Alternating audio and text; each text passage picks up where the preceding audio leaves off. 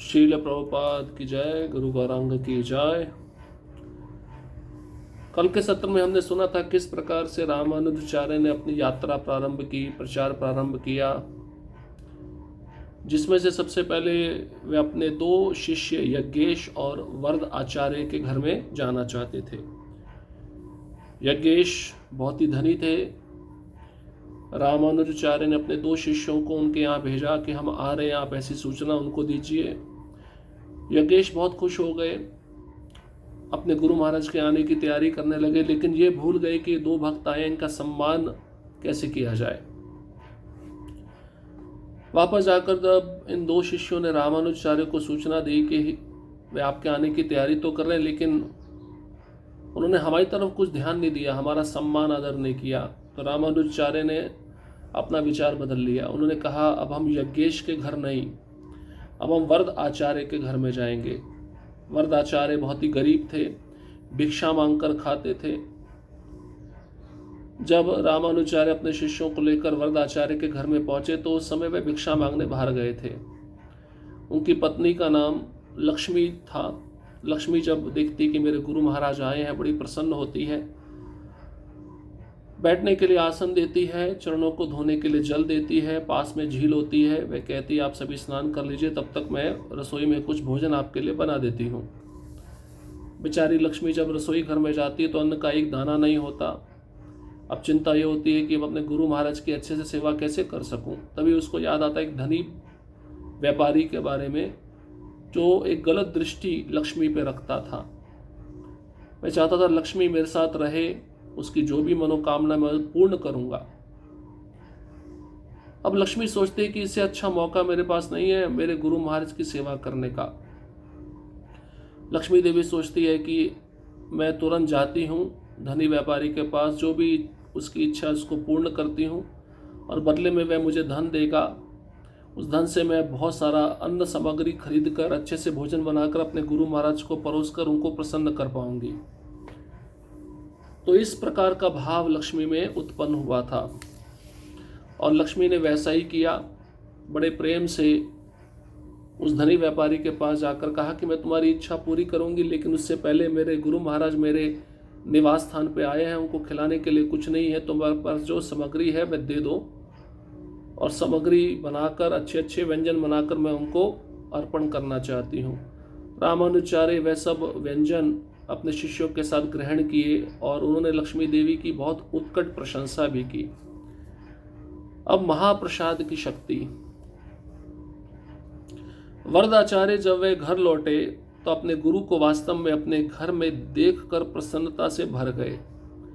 हालांकि जब उन्होंने उन सभी को भेंट किए गए अद्भुत प्रसाद के बारे में सुना तो वह उस गरीबी से त्रस्त स्थिति को अच्छी तरह से जानकर चकित रह गए जिसमें वह रह रहे थे। जब उसने अपनी पत्नी से पूछा कि वह अपने अतिथियों को इतनी उचित सेवा कैसे कर सकती है, तो लक्ष्मी देवी ने शर्म से सिर झुका लिया और उसे वह सारा प्रबंध बता दिया जो उसने व्यापारी के साथ वादा किया था। एक पतिव्रता नारी, एक पतिव्रता स्त्री अपने पति से कभी झूठ नहीं बोलेगी। गुरु की सेवा के लिए उसने अपने को बेच दिया था एक पर पुरुष के हाथों। वरदाचार्य जब घर लौटे, उन्होंने जब अपने गुरु महाराज को घर में देखा तो बड़े खुश हुए और ये भी देखा कि इतने उत्कृष्ट भोजन के द्वारा उन्होंने मेरी पत्नी की सेवा स्वीकार की थी।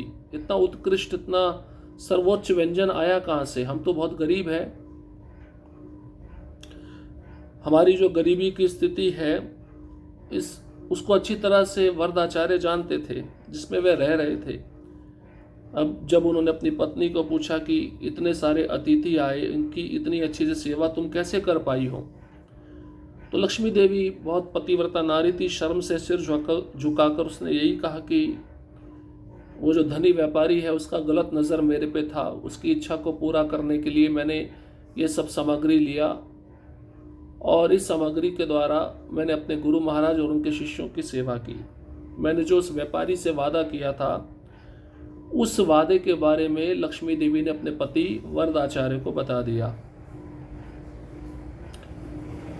क्रोधित होने की बात तो दूर, हालांकि वरदाचार्य ने जो कुछ हुआ था उसे सुनकर प्रसन्नता से नृत्य शुरू कर दिया और वह चिल्लाया, मैं धन्य हूँ। अपनी पत्नी को संबोधित करते हुए उन्होंने कहा, आज आपने उच्चतम स्तर की शुद्धता दिखाई है।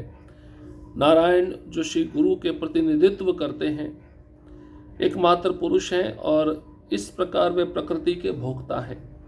केवल एक महात्मा ही इस भक्ति के ज्ञान को पूरी तरह से महसूस कर सकती है। मैं कितना भाग्यशाली हूँ कि मैंने ऐसी स्त्री से विवाह किया है जो धार्मिक सिद्धांतों का साक्षात स्वरूप है। तो सारी बात सुन लेने पर वरदाचार्य बिल्कुल भी क्रोधित नहीं हुए कि मेरी पत्नी किसी पर पुरुष के पास में जाके रही, इसके बदले में उस पुरुष ने बहुत सारा अन्न सामग्री मेरे घर पहुंचाया, उसी अन्न सामग्री से मेरे गुरु महाराज की सेवा हो सकी। इसको सुनकर बिल्कुल भी क्रोधित नहीं हुए वरदाचार्य, बल्कि बहुत प्रसन्न हुए, खुश हुए। उन्होंने नाचना शुरू कर दिया और वह चिल्लाने लगे, मैं धन्य हूँ, मुझे ऐसी पत्नी मिली। मेरी पत्नी ने आज उच्चतम स्तर की शुद्धता दिखलाई है। नारायण भगवान जो श्री गुरु के प्रतिनिधित्व करते हैं, एकमात्र पुरुष हैं और इस प्रकार वे प्रकृति के भोक्ता भी हैं। गुरु कौन है? भगवान के प्रतिनिधि हैं। उनकी सेवा इतनी उच्च स्तरीय होनी चाहिए।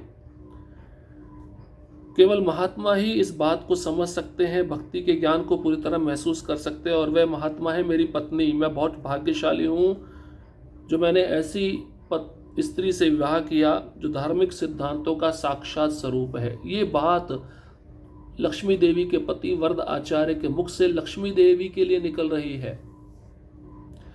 इसका अर्थ है वह प्रशंसा कर रहे थे अपनी पत्नी की, दुखी नहीं हुए, क्रोधित नहीं हुए। गुरु की सेवा के लिए कुछ भी करना पड़े, किस प्रकार का सिद्धांत उस लक्ष्मी देवी ने अपने जीवन में स्वीकार किया, ये हम समझ सकते हैं। पत्नी को अपने साथ लेकर वरदाचार्य ने फिर यतिराज की उपस्थिति में प्रसाद ग्रहण किया। जब उन्होंने प्रसाद ग्रहण कर लिया तो उन्होंने उनसे कहा कि व्यापारी के घर एक साथ जाओ और बचा हुआ प्रसाद उसे ग्रहण करने के लिए ले जाओ। अब देखिए, रामानुजाचार्य जो प्रसाद खाए थे और जो बच गया था वह महाप्रसाद कहलाता है। वरदाचार्य अपने गुरु महाराज की उपस्थिति में प्रसाद ग्रहण किए और रामानुजाचार्य ने वरदाचार्य को कहा, जो भी प्रसाद बचा है लेके जाओ और उस धनी व्यापारी को दो, उसे ग्रहण करने के लिए आमंत्रण दो और तुम दोनों पति पत्नी एक साथ जाना। जब वह विशाल हवेली में पहुंचे तो वरदाचार्य बाहर इंतजार कर रहे थे, जबकि लक्ष्मी देवी को व्यापारी के कक्ष में ले जाया गया था। उसने तुरंत उसे वह प्रसाद दिया जो वह लाए थे और उसने उसे खुशी से स्वीकार कर लिया। प्रसादम कोई साधारण भोजन नहीं है, विशेष रूप से शुद्ध भक्तों द्वारा छोड़े गए अवशेषों में महान आध्यात्मिक शक्ति होती है। इस प्रसाद ने व्यापारी को तुरंत प्रभावित करना शुरू कर दिया और जब तक वह ग्रहण कर चुका था तब तक एक परिवर्तित पुरुष हो गया था। रामानुजाचार्य के द्वारा खाया गया प्रसाद और जो बच गया उच्चिष्ट महाप्रसाद, दोनों पति पत्नी उस अपने गुरु के उच्चिष्ट को लेकर उस धनी व्यापारी के हवेली में पहुंचे। बाहर इंतजार कर रहा था वह व्यापारी। लक्ष्मी देवी को तो उस व्यापारी के कक्ष में ले जाया गया। अब उसको उस व्यापारी की इच्छा पूरी करनी थी, क्योंकि बदले में व्यापारी ने लक्ष्मी देवी की इच्छा को पूरा किया था, उसको अन्न सामग्री देकर। तो रामानुजाचार्य के द्वारा छोड़ा गया उच्चिष्ट वरदाचार्य ने जब उस व्यापारी को दिया, व्यापारी ने बड़े प्रेम पूर्वक रामानुजाचार्य का उच्चिष्ट ग्रहण कर लिया। तो वह प्रसादम कोई साधारण भोजन नहीं था, विशेष रूप से शुद्ध भक्तों के द्वारा छोड़ा गया अवशेष उच्चिष्ट, उसमें महान आध्यात्मिक शक्ति होती है, महान आध्यात्मिक बल होता है। इस प्रसाद को जैसे ही वह व्यापारी ग्रहण किया, तुरंत उसकी चेतना में, उसके मन में परिवर्तन शुरू हो गया। वह प्रसाद ने प्रभाव दिखाना शुरू किया और जब तक उसने प्रसाद पूरा ग्रहण कर लिया तब तक वह पूरा परिवर्तित पुरुष बन गया था। उसकी चेतना उसकी इंद्रियां, उसका मन, उसकी बुद्धि सब शुद्ध हो चुकी थी। अब उस धनी व्यापारी के मन में बिल्कुल भी वासना का प्रवेश नहीं था। उसके हृदय से सभी कामुक इच्छाएं शुद्ध हो गईं। उसने लक्ष्मी को अपने माँ के रूप में देखा और अपने नेत्रों में अश्रुओं के साथ उससे कहा, मैं कितना पापी हूँ, मेरा भाग्य वही होता जो शिकारी का था। जब उन्होंने पवित्र दमयंती को छूने का प्रयास किया तो जलकर राख हो गया। केवल आपकी महान कृपा से ही मैं बच गया हूँ। हे माता, कृपया मेरे अपराधों को क्षमा करें, मुझे अपने गुरु के चरण दर्शन कराकर मुझ पर दया करें। प्रसाद ग्रहण कर लिया। उस व्यापारी के हृदय में जो कामुक इच्छाएं थी वह नष्ट हो गई। अब उसका मन पवित्र हो गया, शुद्ध हो गया। अब जिस लक्ष्मी देवी को वह भोगना चाहता था शारीरिक रूप में, उसी लक्ष्मी देवी को माँ के रूप में देखने लगा। माता के रूप में देखकर उसके आंखों से आंसू बहने लगे। उसने उस लक्ष्मी देवी को कहा, मैं कितना पापी हूँ, मेरा भाग्य वही है जो शिकारी का भाग्य है। तो महाभारत में कथा आती है, दमयंती जो पतिव्रता नारी थी, जब उसको छूने के लिए कोई शिकारी आता है वह जलकर राख हो जाता है। तो वह सोच रहा है मैं भी उस शिकारी की तरह हूँ, तो जब मैं छूने के लिए तुमको आ रहा था तो मेरा शरीर जलकर राख क्यों नहीं हो गया। और उस व्यापारी ने कहा कि हे माता, आपकी कृपा से ही मैं बच पाया हूँ, मेरे अपराधों को क्षमा कर दे। आपके जो गुरु महाराज हैं रामानुजाचार्य, उनके चरणों का दर्शन मुझे कराइए, इतनी दया मुझ पे कर दीजिए बस। प्रसाद का इतना महत्व होता है, अगर हम सही चेतना में थोड़ा सा भी ग्रहण करें, एक शुद्ध भक्त के द्वारा छोड़ा गया उच्छिष्ट, तो वह हमारे हृदय, मन, पवित्र बुद्धि को, इंद्रियों को पवित्र कर देता है, शुद्ध बना देता है। लेकिन हम महाप्रसाद उस चेतना में खाते नहीं है, इसलिए हमारा हृदय, हमारा मन, हमारा इंद्रियां पवित्र नहीं हो पाता। इसलिए खाते समय हमारी चेतना बिल्कुल महाप्रसाद के गुणगान पे होनी चाहिए। बड़ी प्रसन्नता के साथ लक्ष्मी देवी और वरदाचार्य व्यापारी के साथ अपने घर लौट आए। रामानुजाचार्य की उपस्थिति में वे तीनों उन्हें प्रणाम करने के लिए झुक गए। जब यतिराज ने अपने हाथ से व्यापारी को स्पर्श किया, उस व्यक्ति के सभी दुख दूर हो गए और उसने महान आत्मा से दीक्षा की भीख मांगी। एक भक्त के संग का क्या महत्व होता है, एक भक्त के द्वारा छोड़ा गया उच्छिष्ट का क्या महत्व होता है, इस लीला से हम समझ सकते हैं। बड़ी प्रसन्नता के साथ वे धनी व्यापारी माता लक्ष्मी देवी और वरदाचार्य के साथ अपने घर पहुंच गए। रामानुजाचार्य को जब सामने उस धनी व्यापारी ने देखा तो झुककर चरणों में गिरकर प्रणाम किया और यतिराज रामानुजाचार्य ने अपने हाथ से उस व्यापारी को स्पर्श किया। एक शुद्ध भक्त का स्पर्श कैसा होगा, स्पर्श करते ही उस धनी व्यापारी के जितने भी दुख थे सब दूर हो गए। अब वह व्यापारी चरणों में गिरकर रामानुजाचार्य से भीख मांग रहा है दीक्षा की, कि मुझे दीक्षा दीजिए, अपना शिष्य बना लीजिए, मेरे गुरु बन जाइए। समर्पित ब्राह्मण दंपत्ति के जीवन को आसान बनाने की इच्छा रखते हुए रामानुज ने उनसे अनुरोध किया कि वे व्यापारी द्वारा दी गई बड़ी राशि को स्वीकार करें।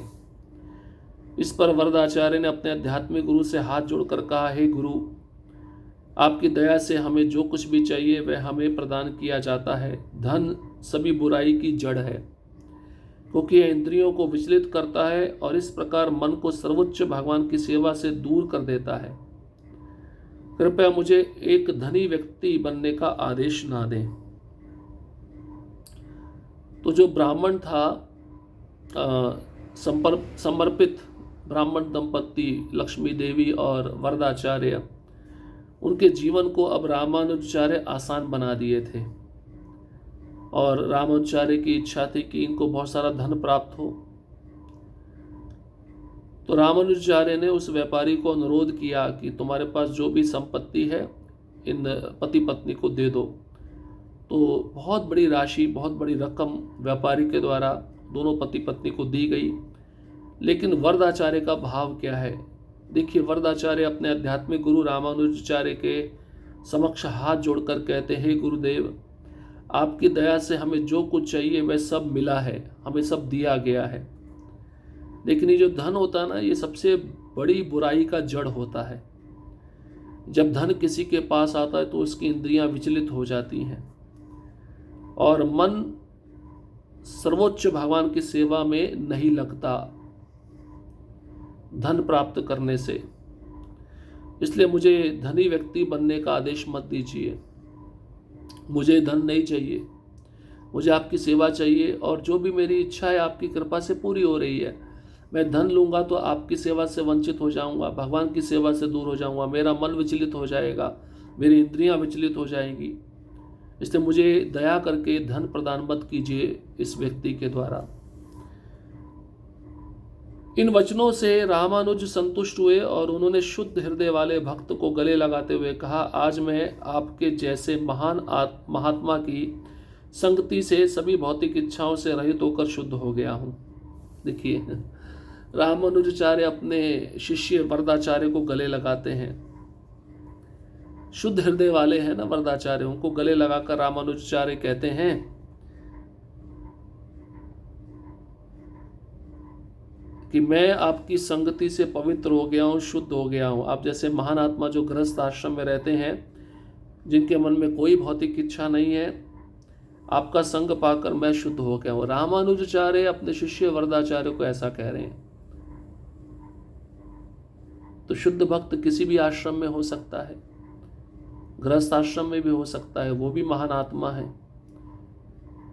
और आध्यात्मिकता में प्रगति करने के लिए अगर हमें किसी से भी शिक्षा मिलती है तो हमें ग्रहण करना चाहिए, चाहे वह शिक्षा गृहस्थ आश्रम से क्यों ना मिल रही हो। तो यहाँ पे गृहस्थ आश्रम में वरदाचार्य रहते थे, पवित्र आत्मा थे, शुद्ध हृदय वाले थे, किसी प्रकार का लोभ उनके मन में नहीं था, संतुष्टि हर प्रकार स्थिति भगवान जैसा रखते थे वैसा रह लेते थे। अब उनको धन मिल रहा था, उन्होंने धन स्वीकार नहीं किया, क्योंकि धन स्वीकार करने से बहुत सारी बुराइयां आ जाती हैं, भक्ति नहीं हो पाती। जब रामानुजाचार्य इस भाव को देखे अपने शिष्य के हृदय में, तो उन्होंने आलिंगन दिया और कहा, आप जैसे महात्मा का संग पाकर मैं भी पवित्र हो गया हूं। तो संग बहुत ही महत्वपूर्ण है। गृहस्थ आश्रम में कोई भक्त रह रहा है शुद्ध हृदय वाला, तो उसका संग भी सन्यासी जैसा भाव पैदा कर सकता है। तो इस प्रकार से उस धनी व्यापारी का भी उद्धार हुआ। वरदाचार्यों की पत्नी, वो तो समर्पित थे ही अपने गुरु के प्रति सेवा में। वरदाचार्य ने अपने शिष्य के द्वारा उस धनी व्यापारी पे कृपा की, उसको दीक्षा देकर उसके हृदय को शुद्ध बनाया। हरे कृष्णा कृष्ण कृष्ण हरे हरे, हरे राम राम राम हरे हरे। श्रील प्रभुपाद की जय, गुरु गौरांग की जय।